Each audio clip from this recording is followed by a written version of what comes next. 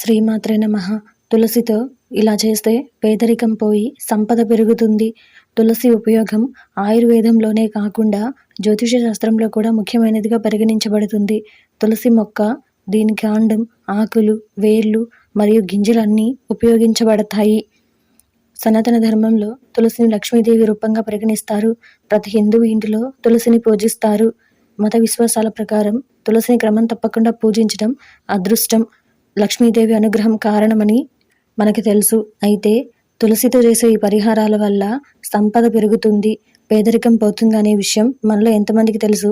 మరి దాని గురించి ఈరోజు ఈ వీడియోలో చూసి వివరంగా తెలుసుకుందాం. అంతకంటే ముందు ఈ వీడియో కనుక మీకు నచ్చినట్టయితే లైక్ చేయండి, షేర్ చేయండి. అలాగే మరెన్నో ఇలాంటి ఆధ్యాత్మిక విషయాల కోసం మన ఛానల్ని సబ్స్క్రైబ్ చేసుకోండి. ఇంకా విషయంలోకి వెళ్తే, మన సంపద పెరగడం కోసం తులసి పిల్లిని ఎర్రటి గుడ్డలో కట్టి మీ ఇంటి ఖజానాలో లేదా సంపద ఉన్న ప్రదేశంలో ఉంచండి. ఈ పరిహారంతో లక్ష్మీమాత అనుగ్రహం ఎల్లప్పుడూ ఉంటుంది.